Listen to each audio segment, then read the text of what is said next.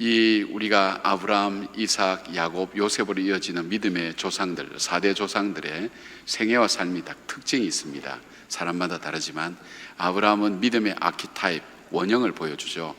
믿음의 조상, 이래서 믿음이라는 게 뭔가, 믿음의 삶이라는 게 뭘까. 결국 믿음이라는 것은 하나님께서 끊임없이 그를 일으켜 세워서 믿음의 사람으로 만들어가는 그 삶의 여정을 보여주면서 아브라함이라는 사람을 통해서 믿음이라는 것이 이런 거구나, 믿음의 삶은 이런 거구나 하는 것을 보여줍니다. 이삭을 통해서는 믿음의 삶의 개성에 대한 부분을 다루고 있습니다. 그래서 별로 특징이 없습니다. 이삭은 별로 특징이 없고 그냥 이 아브라함이 순종하고 하나님께 나갔던 믿음의 삶의 자녀들, 믿음의 삶을 옆에서 지켜본 그 자녀들이 믿음의 개성을 어떻게 할 것인가를 보여주기 때문에 이 이삭에게 있어서 이 인생의 광야라고 하는 것은 일상적인 삶 자체가 광야입니다. 왜냐하면 탁월한 부모 밑에서 이 자라는 자녀들은 그 삶 자체가 사실은 쉬운 삶이 아닙니다.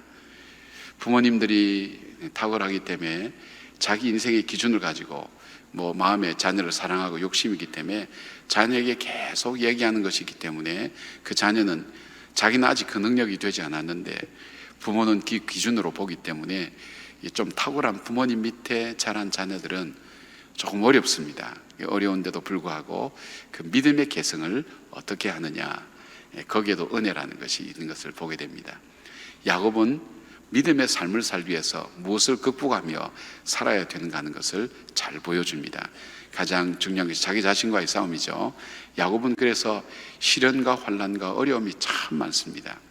그가 하나님의 축복을, 하나님의 복을 받고 난 다음 그 다음부터 그가 겪는 그 복이 자기의 삶이 되고 그 복이 자기의 현실이 되기 위해서 그가 겪는 어려움이라는 것은 이루 말할 수가 없습니다.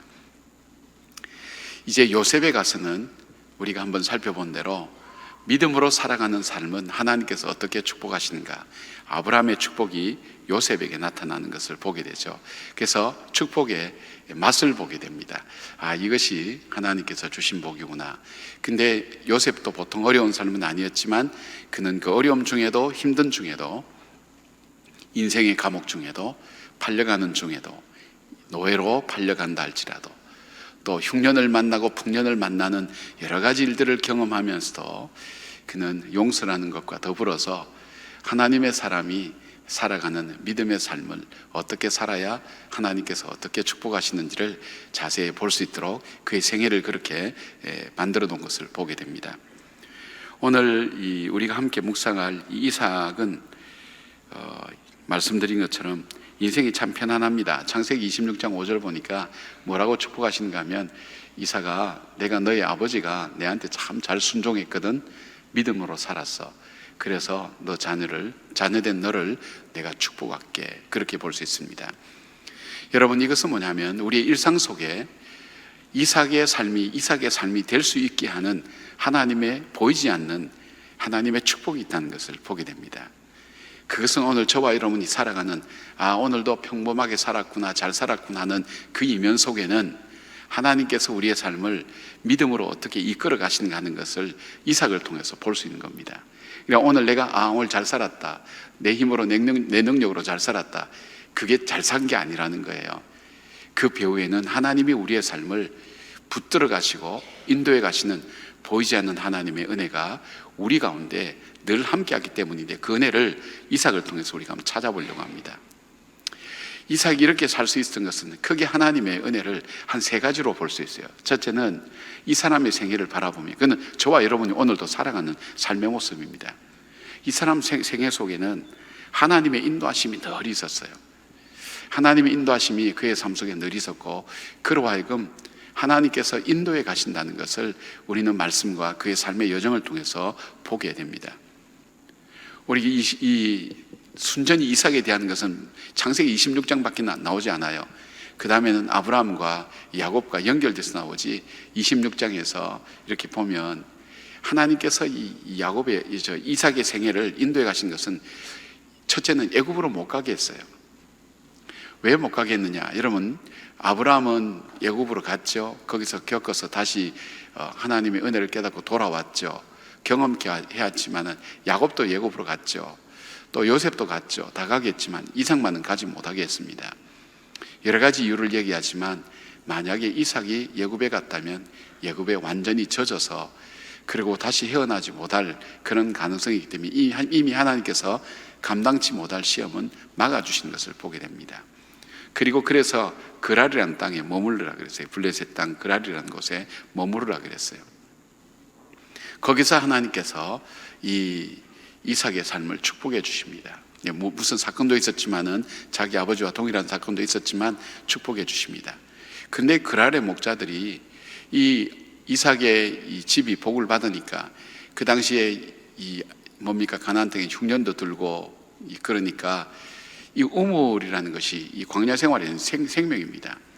아브라함이 옛날에 파놓았던 그 우물 덮어놓았던 것을 다시 파서 그 우물을 먹으니까 이 블레셋 사람, 이 그랄 목자들이 와서 이것 우물, 우리 우물이라고 뺏어갑니다.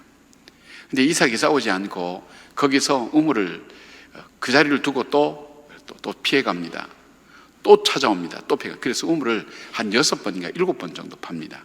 계속해서 우물을 팝니다. 근데 우물을 팔 때마다 물이 나와요. 그 불가능한 일이잖아요. 그죠? 우물을 팔 때마다. 제가 기숙사에 있을 때 시골에서 목회하는 목사님이 기숙사에 이제 갔다가 금요일 갔다가 주일날 저녁 때쯤이라 올라오시거든요. 올라오면 한 번은 그런 거예요. 방들 4명 다 불러 모아가지고 이리 와봐라 이리 와봐라. 그분들은 연세가 많으시니까 내가 다음 주일 교회 가서 우리 동네에 우물 파는데 어디에 물이 나온지를 내가 그걸 기도해서 찾아내야 되는데 기도 좀 해달라고. 하여튼 별 희한한 얘기를 다 들고 오는 거예요. 그러니까 시골에는 목회자들이 다 한 줄 알고 돼지 놓게 되면 돼지 또 배에 얹고 또 기도해달라 그런다 그러고 이게 진짜 성경적이냐 아니냐 얘기하고 배우는 과정이니까 아주 재밌는 일이 많았어요. 뭐 야채 상추 같은 거 이만큼 뜯어오고 삼겹살 사가지고 와서 먹기도 하고 이제 그러면서 그런 얘기를 하는 거예요. 정말 그런데 우물을 팔 때마다 물이 나오는 거예요. 근데 그가 싸우지 않으려고 피해서 도망갔는데 그가 결국 어디로 가는 거? 부엘세바까지 간 거예요. 부엘세바가 어딘가 하면 가나안 땅의 중심부예요. 저는 이게 참 기가 막힌 일이에요. 내가 이 문제 피하려고 뒤로 가고 이 문제 때문에 아파서 뒤로 가고 힘들어서 내가 이쪽으로 피하고 저쪽으로 피했는데 결국 내가 가 있는 땅은 하나님께서 머무르라고 하는 땅, 하나님께서 복 주신 약속의 땅, 하나님 주신 축복의 땅으로 내가 어느새 가 있다는 것. 기가 막힌 하나님의 인도하심 아니겠어요? 저는 그런 경험 많이 합니다. 나에게 닥친 이 일 때문에 이거 힘들어서 기도하고 울고 그래서 할 수 없이 내 삶을 바꾸고 내 성격도 바꾸고 내 마음도 바꿨는데 또 어려운 문제 닥쳐요. 이 문제가 너무 아파. 그래서 딴 거 신경 쓸 틈도 없어. 이렇게 하고 또 이 문제에 너무 다른 문제가 또 터져. 이 문제 때문에 신경 쓴다고 또 왔다 갔다 하고 막 그러는 과정에 지나고 보면 어느새 내 삶 속에 믿음이 자라있더란 말이에요. 내 삶 속에 하나님의 좋은 습관이 내 마음속에 배어있단 말이에요. 여러분 이 새벽에 나온 분들이 보통 분들은 아니에요. 저는 압니다. 요즘 세대에 보통 분들은 압니다. 뭐가 부족하겠습니까? 새벽에 나올 만한 이유가 있을 거예요. 하나님께 그 삶의 둥지를 틀어버리고 힘들게 하는 그 과정들 아니면 좋은 습관이 있든지 둘 중에 하나인데 그런데 이거 아파가지고 하나님 이거 아파요 기도하고 이거 아파요 힘들어요 그래서 거기에 신경 쓰고 이거 신경 쓰고 이거 힘들어서 인생의 여정이 뭐 쉴 날이 있습니까? 이 세상의 모진 풍파 쉴 새 없이 내 인생 속에 다가올 때 그거 해결한다고 이거 해결하고 저거 해결하고 이거 쫓아다니고 저거 쫓아다니면서 마음도 깎아지고 내 삶의 습관도 바뀌고 생각도 바뀌었는데 어느새 보니까 고생과 고생하면 내가 만신창이가 되어 있어야 되는데 그것이 아니라 내가 하나님이 어느새 기뻐하는 모습으로 내 성품도 바뀌어 있고 인생을 보는 관점도 달라 있고 어느새 내 삶에 좋은 습관은 붙어 있고 나쁜 습관은 떨어져 나가고 내 속에 인간을 이해하는 폭도 깊어지고 하나님이 인도하심에 삶의 지혜를 볼 줄 아는 눈도 열려지면 여러분 이것만큼 우리 인생에서 하나님께서 강력하게 우리를 붙드시고 인도하시는 손길이 어디 있겠습니까? 우리가 다 온전한 사람입니까? 우리의 성품이 그리스도의 장성한 분량까지 자라고 우리의 믿음이 자라고 우리가 세상을 보는 관점과 문제를 보는 관점이 성숙하게 되어서 자꾸 자라는데 이거 자라기 위해서 어떻게 학원에 다니겠습니까? 여러분, 성격을 바꾸는 어디 학원이 있습니까? 우리의 습관을 바꾸는 학원이 있습니까? 있긴 있겠죠. 여기 들어가 있는 사람은 누가 있겠어요? 우리를 광야의 학교에 몰아넣어서 우리가 이거 힘들어서 이래 피하고 저거 힘들어서 이래 피했는데 어느새 보니까 내 삶 속에 다른 사람의 이야기를 들을 줄 아는 지혜도 생겼고, 필요에 맞는 말을 할 줄 아는 지혜도 생겼고, 내 자신의 성품도 하나님 앞에서 정말 기도의 핵심도 붙들고 얘기할 줄 알고, 그 다음에 다른 사람이 어려움도 해야 할 줄 아는 그런 마음들도 내 마음속에 어느새 생겨나면서 주님이 기뻐하시는 모습으로 내 삶이 바뀌어 있었단 말이에요. 아멘이죠. 예. 너무 지난 날 돌아보면 저도 마찬가지예요. 저도 이렇게 쭉 돌아보는 거예요. 이 이삭의 생애를 두고 쭉 묵상할 때, 하나님께서 나를, 아무것도 모르는 나를, 정말 잘못된 세상의 습관이 그게 살아가는 삶의 모습인 줄 알고 살아갔던 그 삶의 모습이, 때로는 아픔과 고통이, 그거 아파서 힘들어서 죽겠다고 모포 뒤집어 쓰고 뭡니까, 교회에서 철회하고 산기도 가고 그렇게 했는데, 지나고 보니까 그것이 저의 영성이 되었고, 그나마 요만큼이라도 목회할 수 있도록 어느새 하나님의 마음을 아는, 조금이라도 아는 그런 마음으로 내 삶이 바뀌어졌구나. 전엔 내가 갖고 있는 지식 가지고 보고, 내가 경험한 거 가지고, 내가 배운 거 가지고 살았는데 그것이 아니라 인생은 그것을 훨씬 뛰어넘어서서 하나님의 삶의 인도하심이 있구나, 그것을 깨닫게 된 거예요. 여러분, 힘들고 어려워도 그 가운데도 하나님이 인도하심을 믿기를 바랍니다. 그것이 우리의 은혜입니다. 우리는 그냥 평범하게 오늘 나는 회사 잘 갔다 왔어, 별일 없어서 오늘 일처리 조금 하고 왔지. 그러나 그 날을 떠받들기 위해서 하나님의 섬세하고 자상한 손으로 내 인생을 표면에서 가라앉지 않도록 붙드시는 하나님의 손길을 볼 줄 아는 자녀가 성숙한 자녀인데, 이삭은 지금 읽고 모르는 거예요. 그냥 도망만 다니는 거예요. 계속. 이제 마지막 부분이 나옵니다만은, 이삭이 마지막 도망가다 마지막 하나님 앞에 드디어 제단을 쌓습니다. 아브라함 가다가 제단을 쌓았는데 이삭은 제단 쌓았다는 얘기가 없어요. 아마 지가 제단에 올라가서 죽을 고비 넘겼어요. 제단이 싫은지도 모르겠어요.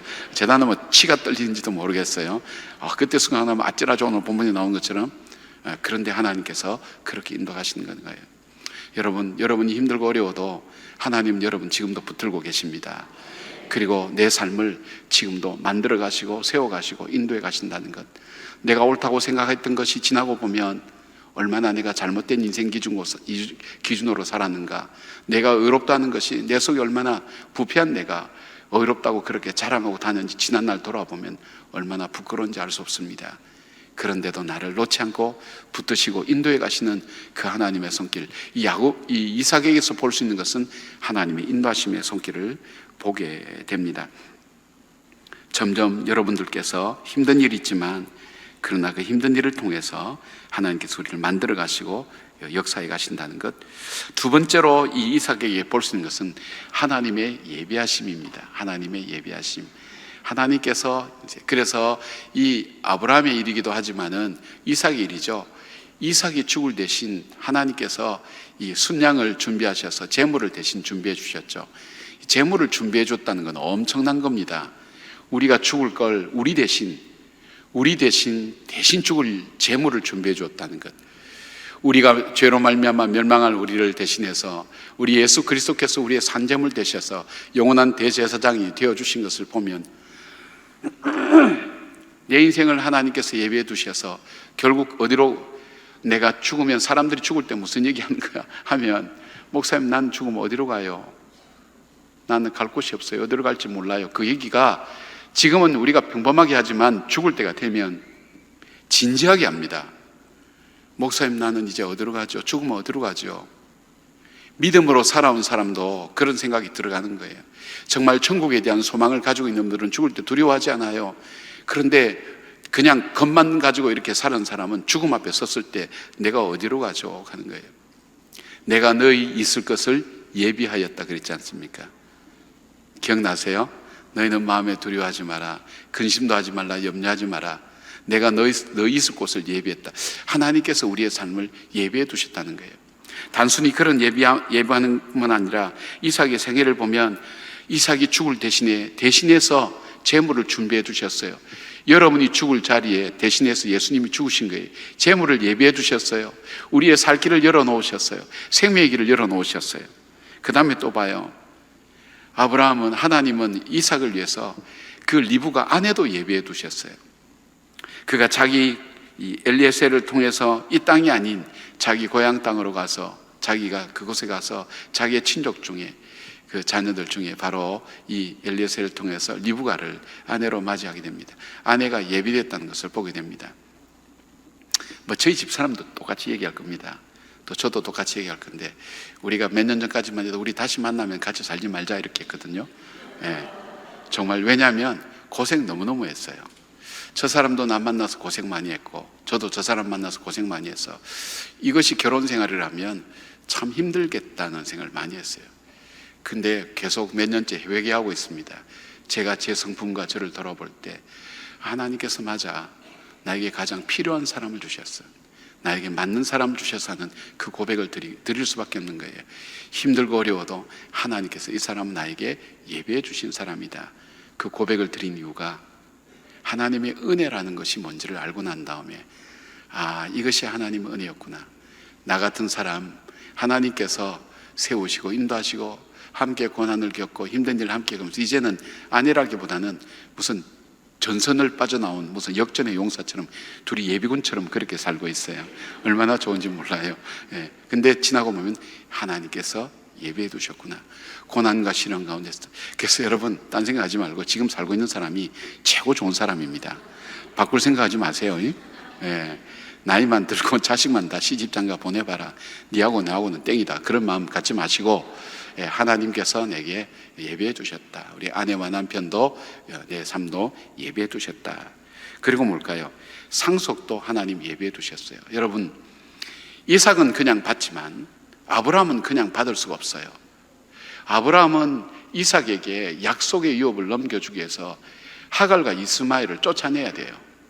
얼마나 괴로운지 성경에 보면, 아브라함아 내가 네 기도를 들었다고 그렇게 하나님 말씀하세요. 자기 씨에서 난 첫 아들인데, 어쨌든 간에 자기의 자식인데, 첫 아들인데 그 정이 얼마나 많이 들었겠어요. 근데 그 아들에게 유산을, 온전한 유산, 믿음의 유산을 주시기 위해서 아브라함은 그 아들을 쫓아보낸 거예요. 그리고 어떻게 했어요?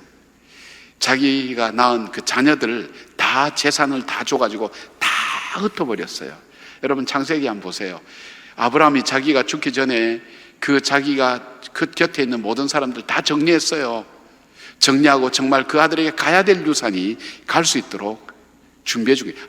이삭은 받으면 그만이에요. 아버지께서 주시는 거 당연히 내 거겠지. 받으면 그만이지만, 그 아버지는 하나님이 주신 그 믿음의 유업이 그 아들에게 가기 위해서 자기가 첫 아들 이스마엘, 자기 씨에서 난 하나님 약속의 자녀는 아니지만 그래도 자기의 첫 아들, 그 어린 시절부터 태어날 때부터 기뻐했던 그 모든 것, 하갈하고 사라하고 갈등은 있었겠지만 그건 저들 문제고, 나에게는 이게 이 이스마엘이 네 아들이란 말이에요. 얼마나 존귀하고 귀한 아들을 사람 떡 한 푸대 물 한 푸대 줘가지고 광야로 그냥 낙타 태워서 떠나보낼 때 그 아버지 마음은 찢어지는 거예요. 한번 생각해 보세요. 평범하게 생각하지 마세요. 하나님께서 여러분에게 은혜를 주시기 위해서 하나님은 궁극적으로는 우리가 잘 아는 것처럼 십자가의 예수님을 십자가에 못 박아서 우리에게 구원을 예비해 두신 거예요. 그 아들의 살을 찢고 그 아들의 피가 떨어질 때, 그래서 패션이라는 영화 보면 예수님 십자가에서 돌아가실 때 하늘에서 눈물이 하나가 딱 떨어지는 게 마지막 장면입니다. 너무너무 기가 막히게 표현했다 그래요. 하나님께서는 우리에게 은혜를 주시기 위해서 그 아들을 죽이는 준비를 하셨단 말이에요. 하나님께서 우리에게 예배해 주시고 인도해 주셨다. 여호와 이레의 하나님, 우리가 죄를 지을 걸 알고 우리의 연약함을 알고, 옛날에 이제 제가 저하고 영적으로 이렇게 제가 섬겼던 목사님 사모님 계세요. 그래서 제가 이제 사모님, 정말 저 사람은 신방을 가보면 복을 받을 게 하나도 없는데 정말 복 받고 잘 살고 떵떵거리고 살고, 이 사람은 정말 복을 받아야 되는데 가보면 참 어렵게 사는데 이 이유가 뭡니까? 자기도 이제 그 붙들고 기도했다는 거예요. 그런데 한 번은 기도할 때 두 사람이 왔는데 비교하는데 정말 두 사람 비교된 친구인데 왔더라는 거예요. 하나님 어떻게 됩니까? 그럴 때 이건 성경에 나오는 것 아니니까 여러분 진짜로 생각하지 마십시오. 제가 이제 성경을 가지고 지혜롭게 하나님께 물어본 사람, 하나님 말씀이 그래요. 저 정말 못되게 하는 사람은 내가 이래라도 은혜를 안 베풀어 주면 저 사람 예수 안 믿는다는 거예요. 그리고 하나님께서 반드시 갚으신다고. 근데 이게 성경이 시편에 나옵니다. 시편 기자가 그 얘기를 합니다. 내가 평범하게 잘 산다. 잘 생각해 보세요. 하나님께서 이만큼 은혜 주시지 않고 이만큼 사랑 베푸지 않으면 정말 하나님 여러분 붙으시겠습니까? 때로는 시련과 어려움이 있어도 튕겨져 나가는 사람이 있는 반면에 시련과 어려움 앞에 하나님께 더 다가오는 사람들, 하나님 얼마나 애처롭게 귀하게 여기실까요? 그분들을 위해서 저는 이렇게 고난과 어려움 겪고 난 다음에 하나님께서 위로해 주는 것을 많이 경험했어요. 많이 봤어요. 그리고 그걸 통해서 하나님께서 더 가까이 편안하게 함께하기 위해서 가까이 두신 것을 보게 됩니다. 사랑하는 여러분, 우리의 인생은 하나님께서 예비해 두신 게 있어요. 오늘도 예비하신 은혜가 있습니다. 아멘. 예, 그 은혜 때문에 오늘 우리가 살아가는 거예요. 은혜 아니면 살아갈 수가 없네. 정말 그 은혜 아니면 우리가 살아갈 수 없는 거예요. 하나님 우리에게 오늘을 살아갈 일용할 양식도 준비해 두시고 필요한 은혜도 준비해 두셨는데 우리의 욕심이 그걸 못 보는 거예요. 우리의 욕망이 그것을 못 보는 거예요. 우리 인생 위에 타락한 부패한 우리의 성품이 그것을 보지 못하고 더 많은 걸, 더 좋은 걸, 더 굉장한 걸 요구하면서 그래서 서서히 그 욕심이 잉태한 즉 죄를 낳고 죄가 잉태한 즉 이 사망을 낳는 일들을 경험하게 되는 거예요. 자기는 자기를 못 봐요. 그러나 남은 봐요. 우리 성도님들 삶을 이렇게 보기도 하고 목회자들 삶을 보면 저 친구 저거 욕심이지. 조만간에 죄가 낳겠구만. 그리고 좀 있으면 무너지는 걸 보는 거예요. 아슬아슬해요. 보면 한 가지 문제가 일어나기 위해서 자잘한 문제나 비슷한 유사한 문제가 거의 20가지 이상 나타난다 그러잖아요. 이게 하인리히 법칙이라고 미국의 보험회사 하는 사람이 발견한 통계예요. 통계. 하나의 문제는 하나가 단순히 나타나지 않는다는 게, 그 문제가 나타나기 위해서 20여 가지 이미 유사한 문제들이 나타나다가 거기서 빵 터진다는 거예요. 큰일이 터진다는 거예요. 사랑하는 여러분, 하나님께서 오늘도 우리에게 예비해 두신 은혜가 있다는 것 기억하시고 그 은혜 꼭 발견하고, 봐도 그 가치를 모르면 기쁨이 없어요. 봐도요. 하나님께서 그 은혜를 보고 그 은혜를 누리는 여러분 되기를 바랍니다. 세 번째, 이 이삭의 삶을 보면 하나님께서 그를 축복하시는 것을 보게 됩니다. 물론 하나님께서 너를 축복하겠다 했는데, 여러분, 하나님께서 축복하지 않으면, 위로 하나님께서 주시지 않으면 우리는 받을 수 없습니다. 모르겠습니다. 저보다 많이 사시는 분들도 계시지만 저도 이제 웬만큼 살았다고 보면 살면서 느끼는 것이, 하나님께서 위로 주시지 않으면 원래 내 것은 없습니다. 하나님께서 위로 주시지 않으면 이루어지는 거 없습니다. 제 말이 틀리는지 맞는지 여러분 살면서 가만히 인생을 한번 반추해 보십시오. 아, 이것도 하나님이 주셔야 하는 거구나. 원래부터 여러분 똑똑했습니까? 원래부터 여러분 머리가 좋았어요? 원래부터 여러분 돈 벌 수 있는 그런 능력, 상업적인 자질이 있었어요? 원래라는 건 없어요.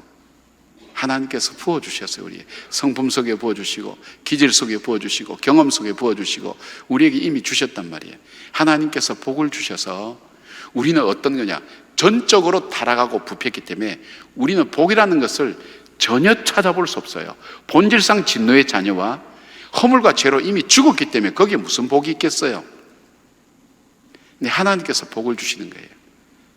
그 하나님 복을 이삭에게도 부어주시는 거예요. 어떤 복을 부어주시냐, 하나님은 그 복을 이렇게 이야기할 때 하나님 복은 몇 가지 특징인데, 첫째는 보호하신다. 보호하시는 거예요. 애국 가는 길 막았죠. 저는 하나님께서 내 가는 길 막아주신 것 얼마나 감사한지 몰라요. 제가 제 성질대로, 제 계획대로, 제 뜻대로 됐다면 많이 무너졌을 건데 하나님께서 내 길을 많이 막아주셨습니다. 제가 이 건강이 되게 힘들 때, 제 인생 쭉 돌아볼 때, 아, 하나님 막아주신 게 은혜였구나. 지난날 막아주신 게 있구나. 하나님께서 이삭을 애굽으로 가지 못하도록 막은 것, 그 아래서 머물게 하는 것, 하나님의 축복인 것을 보는 거예요. 돼야 우리는 축복이라고 생각하지만 하나님께서 막아주시면 얼마나 축복인지 몰라요. 만약 그때 갔더라면 아브라함도 돌아올 수 있고 야곱도 돌아올 수 있지만 이삭은 귀하게 자랐기 때문에 이 애굽의 문명과 문화와 살아간 삶의 모습 보면 그가 낙심했든지 절망했든지 거기에 물들었든지 회복될 수 없기 때문에 감당치 못할 시험은 주님께서 피하게 하시는 것처럼 막아주신 거예요.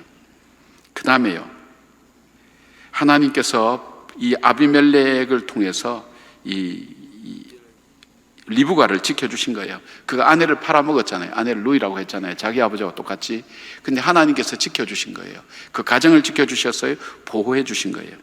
그 다음에 이 하나님의 축복은 그가 창대하고 왕성했다 그랬고, 그리고 마지막 보면 하나님께서 그가 예배했다 그랬어요. 브엘세바에서 그가 예배했다. 우리가 예배하는 그 마음이 얼마나 축복인지 몰라요. 이 새벽에 나오는 여러분 마음이 얼마나 복된지 아십니까? 믿으시면 아멘 하시기 바랍니다. 아멘. 예. 내 같은 사람이 어떻게 이 새벽에 나오냐.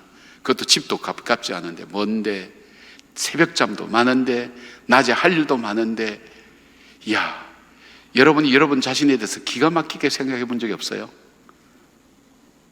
저는 꿈속에서도 제가 주님을 찬양하는 거, 그런 꿈 꾸고 나면 제가 너무너무 기특해요. 얼마나 귀한지 몰라요. 여러분, 이 이삭이 예배를 드렸다는 것은 하나님의 은혜입니다. 우리가 예배 드리는 것도 우리 마음대로 못합니다. 우리가 기도하는 것도 사실 우리 마음대로 못합니다. 하나님께서 주셔야 됩니다. 하나님께서 예배할 은혜를 주셨는데, 예배하고 난 다음에 나타나는 것이 뭐냐면 브엘세바에서 하나님은 샘의 근원되는 우물을 주셨고, 그 다음에 어떻게 했어요? 그랄랑 아비멜렉이 와서 상호 불가침 조약을 맺자고 그랬어요. 더 이상 너희 우물 빼들지 말고 너도 우리한테 오지 마라. 왜냐하면 하나님이 함께 하신 사람인 걸 알았기 때문에. 그리고 자녀를 주셨어요. 이때까지만 해도 이 자녀가 없었어요. 자녀의 축복을 주셨어요. 어떤 사람에게? 하나님의 은혜에 감사해서 예배하는 사람에게. 예배하는 삶이 얼만큼 중요한지 모릅니다. 그래서 내년에는 가정 예배를 좀 강조하려고 그래요. 가정이 예배하는 가정이 되어야 우리 자녀들이 이 믿음의 유산을 이어갈 수가 있어요. 믿음의 유산을 이어줄 곳을 학교와 교회와 다 맡겨놓고 가정에서는 하는 게 없어. 밥만 먹여주고 재워주는 거예요. 부모의 인성에 따라서 성품이 결정되지만, 그러나 우리가 정말 자녀에게 믿음의 액기스를 주는 것은 가정 예배밖에 없어요. 보세요. 보통 와서 간증하는 사람 죽도록 가정 예배 드려야 되는데 싫다 그러는데, 그 사람 만들어진 거 보면 그 가정 예배 때문에 만들어진 거예요. 자기는 싫다 그러는데, 그리고 얘기하면서도 별로 싫다 얘기도 안 해. 말은 싫다 하는데 실제적으로는 그것 때문에 만들어진 것 감사하고 있는 거 보는 거예요. 우리가 유산을 물려줄 수 있는 것. 내 자녀가 나와 함께 예배하는 자리, 여러분 예배하는 자리에 나오기까지 얼마나 시련과 어려움과 고통을 많이 당했어요. 보통 화나면 술 마시러 가는 건 잘 갔죠.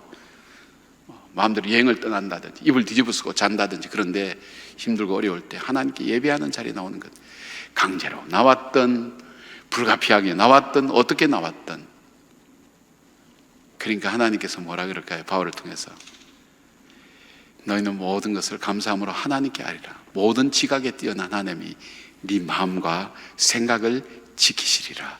아멘.